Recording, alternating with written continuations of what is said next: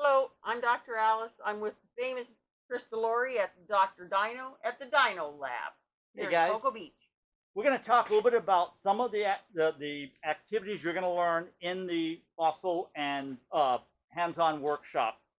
Starting off with small stuff. We're going to start off in the workshop. You're going to learn how to work with microsite material, and that is a mixture of fossil material that comes from a site like a dinosaur site. This is out of Hell Creek Formation in Montana. It's filled with fossils from the dinosaur era, but they're small.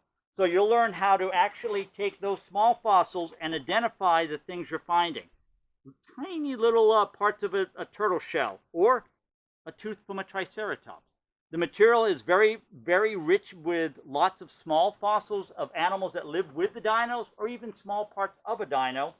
Some of us older people have to use magnifiers, but the great thing about this is you'll see kids working with this. They don't need magnifiers. Their eyesight's better. They find incredible stuff in this microsite material. But sometimes we also want to learn about macro material. Now, this looks like something encased in something. It is. These are bigger dino projects that are where the bone is encased in plaster. What happens in the field when you find a dino bone, they're always broken up. And to bring them back safely, we put them in a plaster jacket. So we're going to actually go through the steps of how to make a plaster jacket, but we're also going to have some plaster jackets that people get to learn how to work on. Working on parts of the plaster where you cut the jacket open in the lab, and then we slowly prep the fossil out. That's how we bring fossils back. Some of the fossils, when they're done, we can even leave them in the jacket, and you'll learn how to do it. This is a jacket that's been open and then solidified. It's a part of a pig skull, a fossil pig skull, and it's still in the original jacket, but it makes it nice for a classroom use because it gives it something to hold it with. That way it doesn't fall apart on people.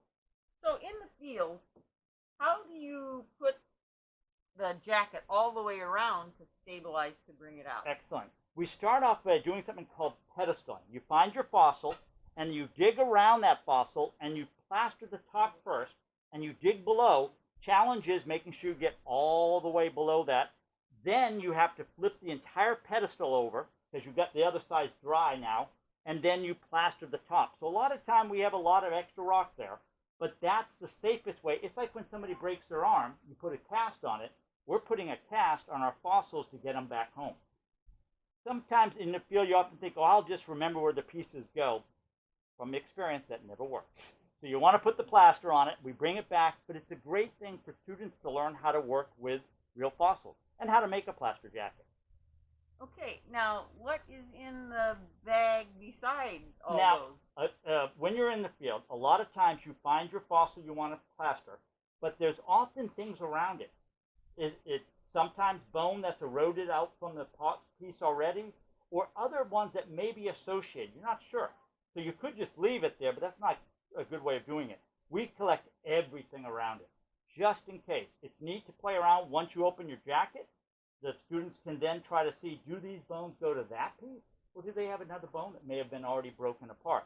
But we always try to keep them associated, and if we're doing our job right, we also have them labeled so we know which one it goes to that way. And these are Florida. We have some that we work with coming out of Nebraska. These are from the dino sites out west and from Nebraska. That big guy is a Florida one. Now, I have to ask the question, what does solidify mean? Again, remember, you're working in sand or rock or something, and some of the fossils are very fragile, very easy to break. So what we do is we solidify it in the field. We use a hardener, a chemical that we can paint on, and it will seep in and keep it all together. And that's important. It's great about that same hardener we use sometimes in our teaching tools. If we've got something we want to use in a classroom and pass around, we solidify. We put that same hardener on it, and it holds it together nicely. The one we use in the field is also reversible. That way we can take it back off when we get to the lab and work on the fossil. And then when we're done, we put a stronger hardener. It's basically thin glue. It's adding a glue that keeps it together. Now, there looks like there's different material here than what's inside here. Yes. In a lot of fossil jackets, we where you've got your fossil, we put tin foil over it to protect the fossil, then you put the plaster. Otherwise, plaster sticks to your fossil. But tin foil is really not the best idea on it unless you're going to work on that fossil soon, because over time the tin foil will start breaking down and oxidizing and could damage the fossil.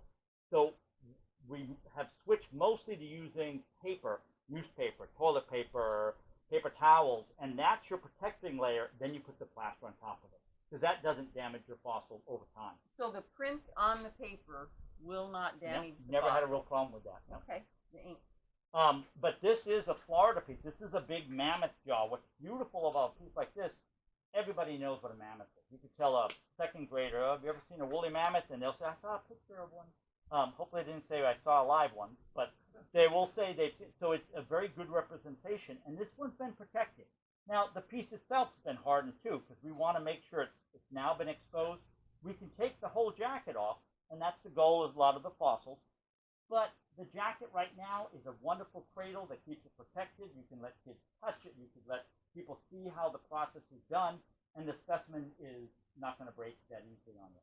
And if it does break, one of the things that I always remind educators whenever we use this stuff, a lot of people are worried it's going to break. In the workshop, we're also going to show you what to do when it breaks. You can glue it back together again. That's the whole idea of having good glues with you at all times anyway.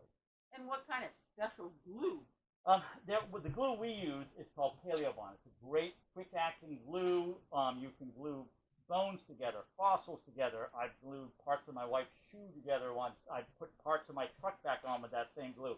It's a good, quick-acting glue. I recommend it to educators. But there's a lot of good glues out there that work at keeping it strong, stabilized, and fixing it when it does get breaking. And that's okay. If you're using it, it breaks, you fix it.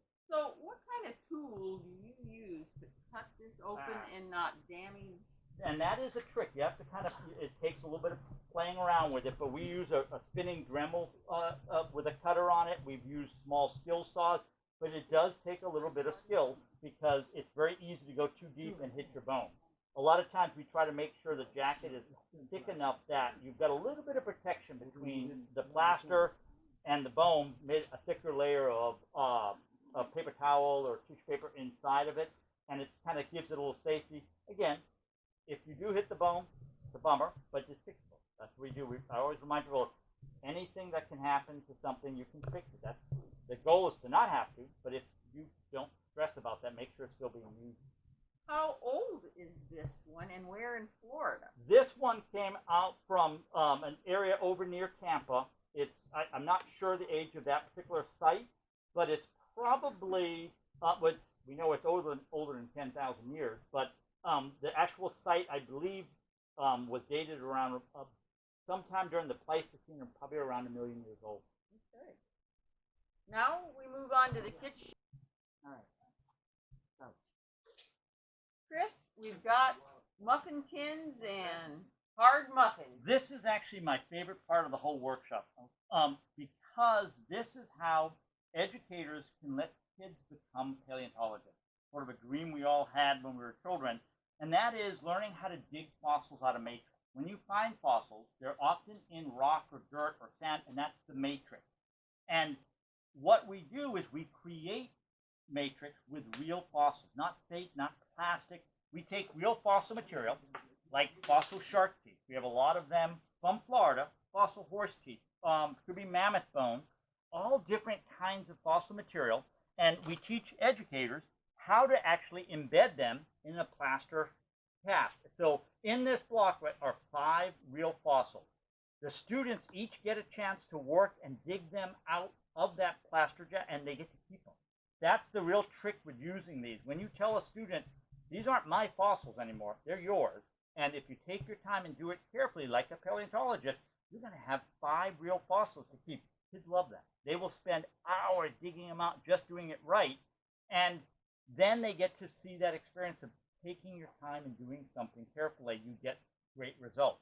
And it's very easy to do. The rubber cupcake pans we use, you can make a lot of these for a classroom, and it's very easy, quick and easy to pop them out. We're going to go how to make them. You're going to learn how to make them in the workshop. You're going to make a bunch, and then we're going to also learn where to get a lot of the fossil material. There's a lot of fossil material out there that is just waiting for an educator to get their hands on to turn it into something to teach with. So does this kind of mimic this? So I learned some techniques on how to be careful to obviously extract in a that. little smaller scale. This would take a Right. much bigger cupcake pan. Right. But it's a great way for them to learn the basic techniques that we use to actually prep out real fossils. And it is a good starting point. I've had people that started with these teachers who then became preppers working with us here in the lab. I mean, this is a really cool thing for a kid to learn. It does take patience, but when you're done, you have something amazing, and it's there. I would have loved it. This is a blast to play around with, and it's such an easy thing for educators to do and to provide that hands-on for their students. It reminds me of putting fruit in Jello. Yep, and then that's a little easier to dig out.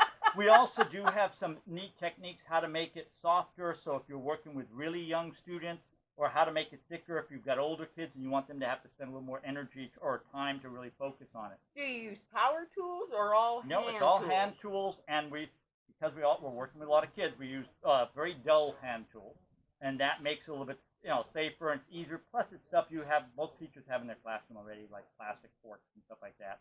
Excellent. Do you want us to go in